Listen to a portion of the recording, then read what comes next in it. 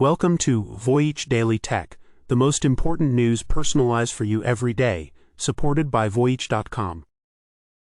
After listening to today's news, you'll know first, OpenAI's GPT-5.4 unleashes an agentic AI that controls your computer, bypassing big tech's operating system advantage. So we'll discuss why this bypass is a game changer and what it means for the future of knowledge work and software automation. Second one, $1 trillion in enterprise software value evaporates as Morgan Stanley declares wartime, forcing a pivot to AI native leadership. We'll analyze why this AI reckoning is a turning point and how it could affect software M&A strategy and product roadmaps. Third, Netflix acquires Ben Affleck's AI startup InterPositive, sparking a post-production arms race with a bespoke filmmaker-focused tool. We'll explore how this acquisition could transform Hollywood workflows and what it signals for the future of creative AI platforms. Fourth, Microsoft's Project Helix console aims to erase the line between Xbox and PC gaming, targeting a 2-year head start over PlayStation. In this episode, we'll break down this hybrid strategy and what it signals for the entire console and PC gaming ecosystem. Fifth, new US child safety bills are labelled a smokescreen for national surveillance as tech giants weaponize regulation against each other. We'll examine how this legislative battle may impact user privacy and what it means for the platform competition between app stores. OpenAI just dropped a bombshell, and it's not just another chatbot upgrade. They've launched a new AI that can take control of your computer. Now, when we say take control, you might be picturing something from a sci-fi movie. So how does it accomplish this?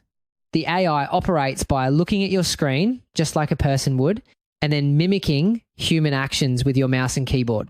This is called GUI-based control for graphical user interface. It's a universal solution because it can work with almost any application without needing special access. But, this approach can also be a bit brittle. If a developer changes the look of a button, for example, the AI might get confused. It's a fascinating trade-off between flexibility and reliability. This is GPT 5.4, the company's first model with native computer use capabilities. That means it can operate a computer on your behalf, using your keyboard and mouse to complete complex tasks across different applications all on its own. The real genius here is the strategy. Companies like Microsoft and Google have a huge advantage because they own the operating systems, Windows, and Android. They can build AI directly into the fabric of their platforms, but OpenAI doesn't own an OS. So what do? They build an agent that can operate on top times of any operating system. It's a brilliant move to create a universal layer that bypasses their competitors' biggest advantage. They're essentially building their own platform on top of everyone else's. This is a massive step into what the industry is calling the agentic future, where a network of AI agents operates in the background to handle everything from deep research to online shopping. While other companies have been talking about this, OpenAI is now rolling it out across its products. But that's not the whole picture. The company is also tackling the AI's biggest weakness, making things up. OpenAI claims GPT 5.4 is its most factual model yet, with a staggering 33% reduction in false claims compared to its predecessor. Now, that number sounds amazing, but it's crucial to understand what it actually means. OpenAI says individual claims are 33% less likely to be wrong, but the company hasn't publicly detailed the exact methodology or the baseline error rate. So while it's a huge step forward, especially for simple fact-checking, the jury is still out on how well this holds up for really complex tasks that require synthesizing information from many different sources. It's an impressive claim, but one that the research community is eager to verify independently. Its reasoning has also been supercharged. The model can now persistently search across multiple sources to answer those impossible needle-in-a-haystack questions, synthesizing it all into a clear, well-reasoned answer. Inside ChatGPT, it will even show an outline of its work on complex queries. And here's the game changer. You can now tweak or change your request while it's working, guiding the AI to the exact outcome you want without having to start over. This technology is rolling out now to Plus Team and Pro users. The takeaway is clear. This isn't just a smarter assistant. OpenAI has unleashed a new class of AI that doesn't just find answers, but has been given the hands to actually do the work for you. This fundamentally changes the nature of knowledge work. Up until now, AI has been about generating content, text, code, images, this new model automates the process times of using software itself. The first tasks to be impacted will likely be repetitive data entry style jobs. What's often overlooked, however, is that this also creates new roles. The key skill is shifting from being an expert in Excel to being an expert at delegating high-level tasks to an AI. We're talking about new jobs like AI supervisors or AI prompters. Of course, the big question is safety. If an AI can control your computer, what stops it from going rogue? OpenAI has built-in security measures similar to the sandboxing used in web browsers. The AI's actions are contained within a secure environment, and it requires explicit approval for certain tools or actions, which helps prevent unintended or malicious behavior. It's a critical step in making sure these powerful agents are both useful and safe. We were just talking about OpenAI unleashing a new class of AI that automates software itself. The shockwaves are already hitting the business world. Morgan Stanley's top tech banker has just declared it's wartime, not peacetime, for the entire software industry.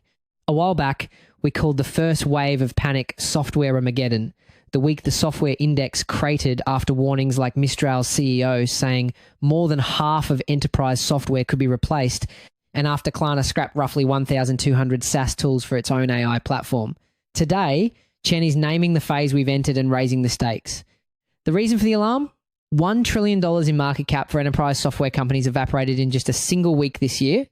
The AI reckoning is here, and according to David Chen, Morgan Stanley's head of global technology investment banking, the questions from investors have fundamentally changed. They no longer want to hear about using AI to be more efficient.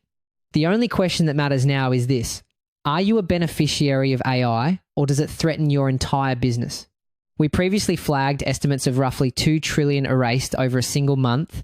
The latest development is the speed and concentration of the damage, precisely what we warned could happen, given how heavily private credit and many portfolios, some with 16% to 31% exposure, leaned into software.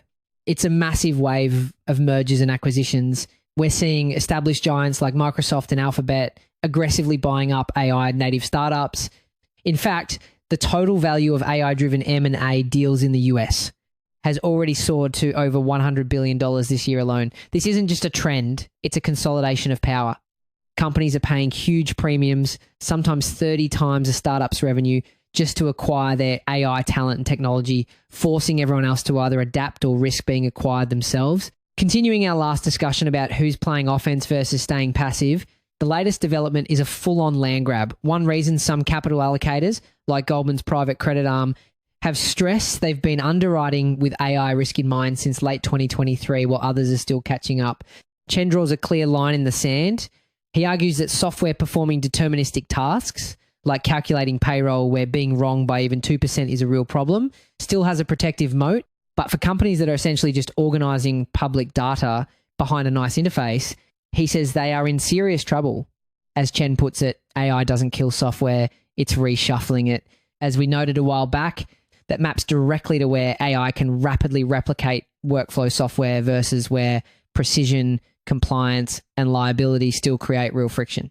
However, that so-called protective moat might be more of a temporary barrier than a permanent fortress. The reality is, current AI models can hallucinate, meaning they generate outputs that sound plausible but are factually incorrect. That's a deal breaker for something like accounting. To be truly viable, an AI would need 99.999% accuracy, a level that is incredibly difficult to achieve and even harder to regulate. So while the moat exists today, the race is on to see if AI can become reliable enough to cross it. A while back, we highlighted how investors were rotating from excitement to reliability. This accuracy gap is exactly why that pivot is happening. And this reshuffling is causing a major shakeup in the C-suite. In this new wartime environment, boards are starting to prefer product-oriented CEOs over sales and marketing types. The thinking is, if you need to reinvent the core of your company to be AI native, you need a leader who understands architecture, not just the sales pipeline. It's the same offense versus defense divide we've been tracking, only now it's showing up in succession plans. This is a pattern we've seen before during massive tech disruptions. Think about the shift to the web or the rise of mobile. Companies that thrived, like Google and Apple, were led by people with deep technical and product vision, And the data shows it's happening again. LinkedIn profiles show a 3-fold increase in C-suite executives listing AI skills in just the last couple of years. The career path to the top is changing in real time. The very definition of the customer is changing. We've moved from SaaS, or software as a service, to what's being called SaaS, software for agents as a service. Box CEO Aaron Levy says AI agents are now his new customer base, a business he predicts could become 10 times bigger than his existing one. The implication of this shift to SaaS is huge, actually. It means the software that survives won't be built for humans to use, but for other AIs to use. We've been tracking this shift for a while.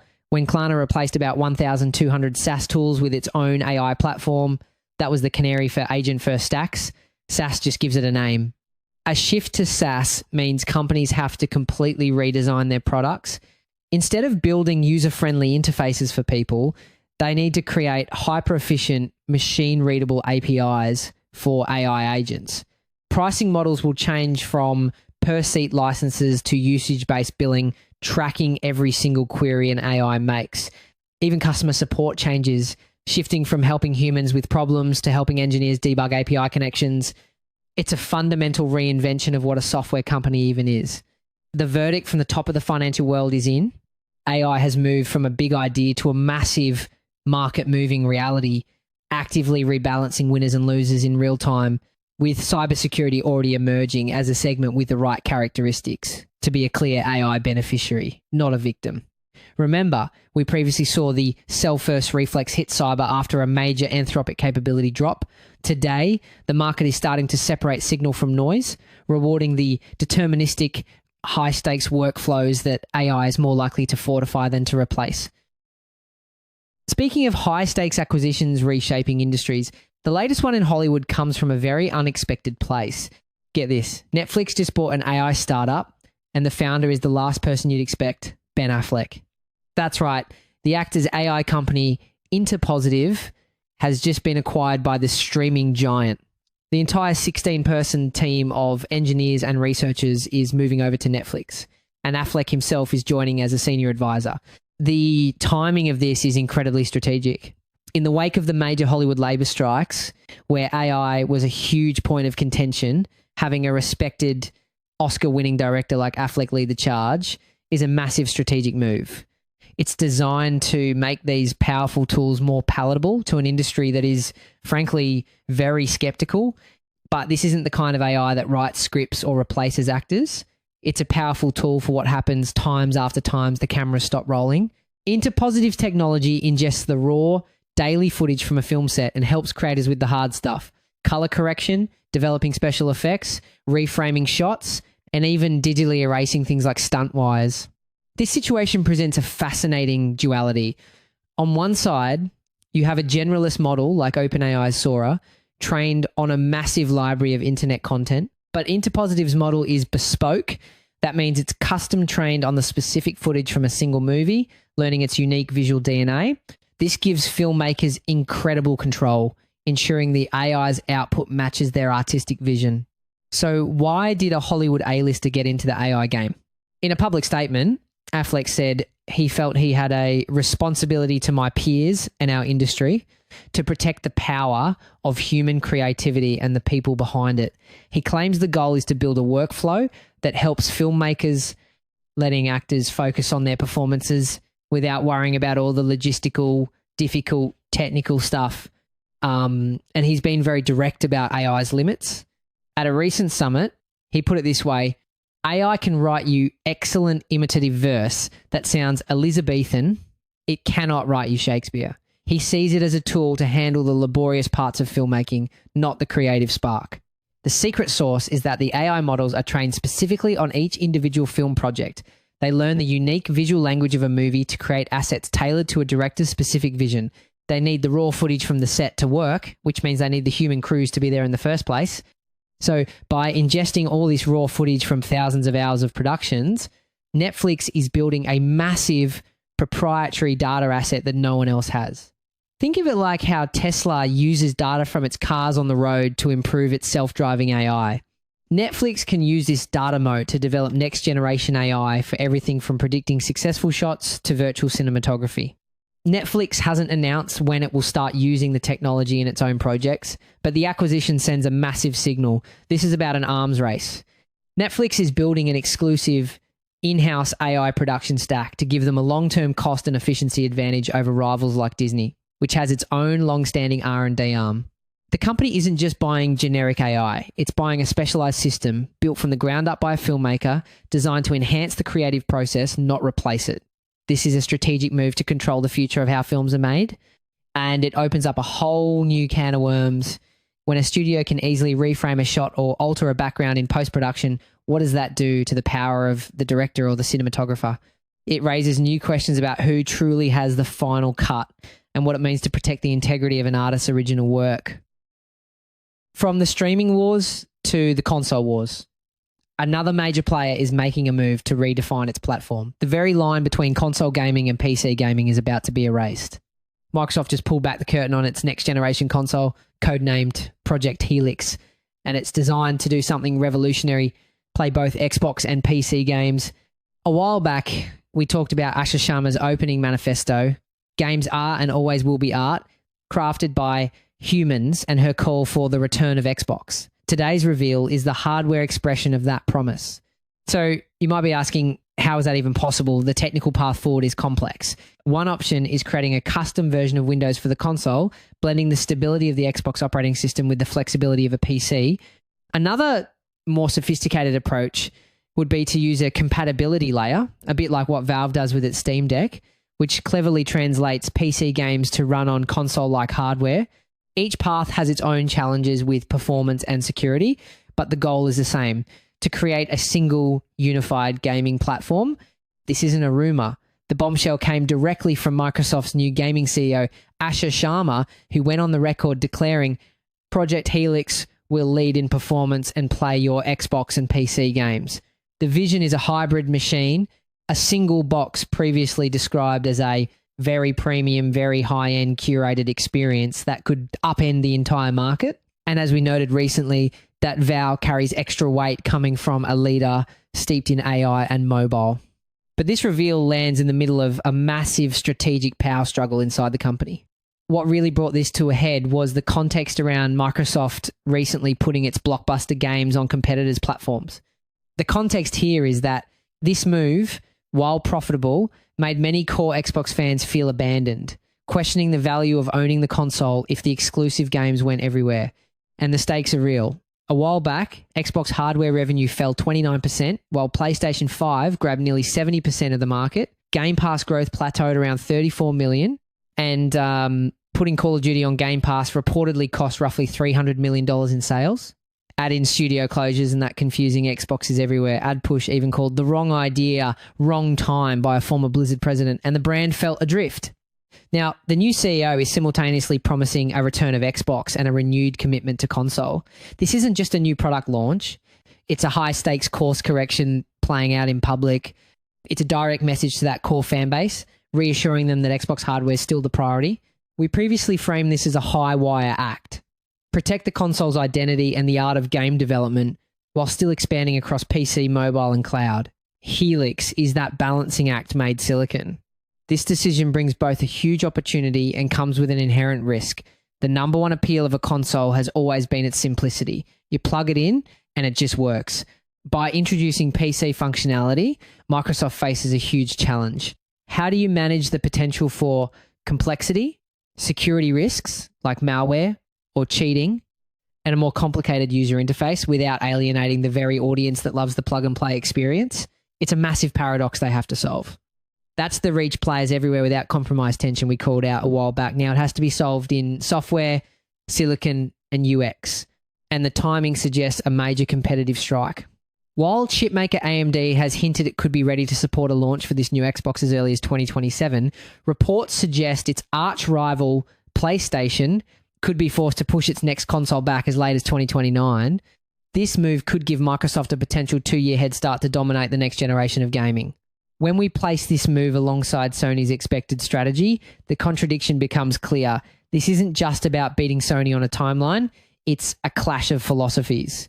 Sony is expected to continue its successful strategy of delivering a premium, powerful console focused on blockbuster exclusive games. Microsoft is betting on a different future, a hybrid open platform. They are creating an entirely new category that sits between the two worlds. And it's not lost on anyone that after spending billions on exclusives, Microsoft has become one of the biggest publishers on PlayStation, a sign of the platform agnostic shift. Helix now tries to channel into a single box. With Project Helix, Microsoft is making a calculated play to redefine the rules. The goal is no longer just to win the console war, but to unite two distinct gaming empires under a single powerful platform. If it works, it could turn the Xbox everywhere idea that once backfired into a clear premium proposition anchored by hardware, returning to Xbox's renegade spirit while opening the door to something bigger. Speaking of platform power struggles, a new legislative battle in the US is pitting tech giants against each other, all under the guise of child safety. A US representative just went on the record calling a new package of child safety bills a smokescreen for a national surveillance program. On the surface, the plan sounds straightforward. New laws headed to the House floor would require age verification at the App Store, mandate parental controls, and even force AI chatbots to tell kids they're not human. And, this is part of a much bigger global trend. Lawmakers are trying to legislate against what they call compulsive usage. Think about features like infinite scroll or autoplay videos that are specifically designed to keep you hooked. The European Union is already taking action against platforms like TikTok for these exact addictive design features. But the fight to pass them is revealing a massive divide. Rep. Alexandria Ocasio-Cortez claims the real goal is what she says. Big tech lobbyists want to harvest the private data of every American with zero actual protections. She points to a recent real-world test case. Discord. The company tried to roll out age verification, contracting with a third party to conduct facial scanning. But here's where it gets interesting. These aren't just simple age checks. To verify you, these third-party services often require you to upload a government-issued ID and even submit to biometric facial scans. That data then gets stored, creating a massive centralized database of our most sensitive personal information. But they pull back after fierce backlash over privacy, especially shocking since Discord had previously been hacked, with at least 70,000 users having their data stolen. And this is the core of the surveillance concern. You're creating a goldmine for hackers. The very companies contracted to protect this data have unclear policies on how long they keep it and who they share it with. So when you hear National Surveillance Program, this is what they're talking about. A system that could force millions of Americans, including children, to hand over their private data just to use an app. This is where the situation takes a more complex turn. The battle over who should be responsible for this verification is splitting the tech world itself. Companies like Meta and Spotify are actively advocating for app stores to handle it, a move that would take the pressure off their own platforms. So what you're actually seeing is regulation being used as a competitive weapon. Meta, Spotify, and even Match Group have formed a lobbying coalition to push this responsibility onto the app stores. Believe it or not, their goal is to shift the enormous cost and legal liability of verifying millions of users onto their biggest rivals, Apple and Google. It's a strategic power play disguised as a child safety initiative. But the gatekeepers, Apple and Google, are lobbying hard against that approach, resisting being forced to police every download. The Kids Act, the main bill in the package, passed its committee by a razor-thin vote of 28 to 24, showing just how contentious this is. This isn't just a debate about protecting kids online. It's a high-stakes power struggle with tech giants fighting each other over who will ultimately control and be responsible for a massive new system of age verification for millions of users. That's it for today on Voyage Daily Tech. Follow, share, and stay tuned for daily updates coming your way tomorrow.